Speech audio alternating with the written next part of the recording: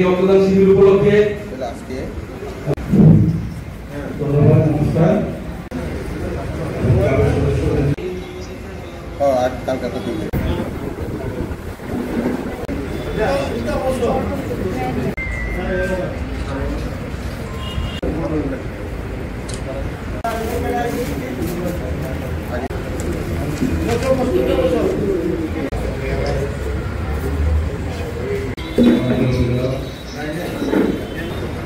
আমার কাছে লোকজন সেবা এবং রক্তদান মানে একটা মহৎ দান। কারণ রক্ত দান মানে মানুষের মানে বিপদের সময়, মানুষের কঠিন অবস্থার সময়, বিভিন্ন সময় আপনাদের রক্তের মাধ্যমে মানুষ বেঁচে যায়। তার মানে রক্তদান মানে জীবনদান করা হয়। এটা যারা দিচ্ছেন এবং আমরাও রক্ততে একদিনে সহস্র আমাদের শিক্ষক সাহেব বলছেন যে প্রতিটি সিলের ৫,০০০ ইউনিট ওনাদের একটা দানকে দেওয়া হয়। এটা একদিনে করলেও হবে না, কারণ একদিনে নেওয়াও যাবে না, রিজার্ভ করে রাখাও যাবে না। তার জন্য সময় সময়ে আমাদেরকে যারা রক্ত দান করার জন্য এটা করতে পারে তাদেরকে আমরা মোটিভেট করে একটা এরকম ধরনের একটা ক্লাব মানে তো সোসাইটি মানে তো একটা সেবা করার একটা মানসিকতা নিয়ে আমাদের গঠন হয়।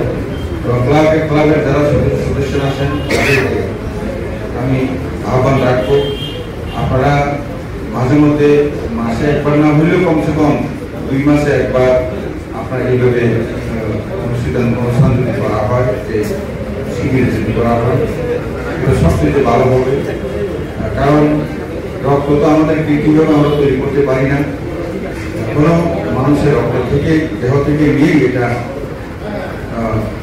বিভিন্ন সময় যারা অ্যাক্সিডেন্ট রোগী হয়, বিভিন্ন সময় ডক্টর অপারেশনের সময়, কঠিন রোগের জন্য অপারেশন হয়, তখন এগুলো করতে হয়।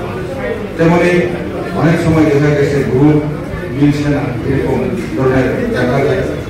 তেমনি আগে তো এখন যদি আসে যে কার কোন গ্রুপের ব্লাড আছে, তো অনেক সময় দেখা গেছে ইমার্জেন্সি আমাদের ডাকতে হয়।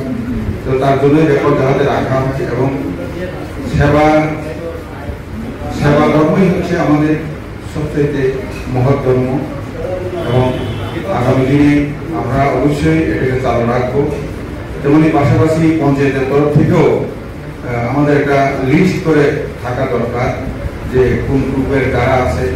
বিশেষ করে একজন প্রতিনিধি আমাদের এখানে আছেন প্রধান এবং আমাদের বিপুল কর্মকারী, ওনারা এখানে এলাকাটা পরিচালনা করছেন। বলতে গেলে প্রশাসনিকভাবে ওনারা প্রতিনিধি, তো কাজে ওনারা একটা আমাদেরই দায়িত্ব থাকবে এইগুলি সঠিকভাবে আর তরফ থেকে লিস্ট বানিয়ে যখনই যেগুলি প্রয়োজন করে তাদেরকে নিয়ে ব্লাড দেওয়ার, কারণ হসপিটাল আমাদের দেশের হাসপাতাল। এবং আমাদের সমাজসেবী হিসেবে উপস্থিত আছেন এবং প্রাক্তন উপপ্রধান বিপুল কর্মকারী, তেমনি উপস্থিত আছেন আমাদের বকুলপুর পঞ্চায়েতের প্রধান এবং উপপ্রধান এবং এই সরকারি সংগঠনের সেক্রেটারি জয়ন্ত গুরজি এবং অন্যান্য মেডিকেল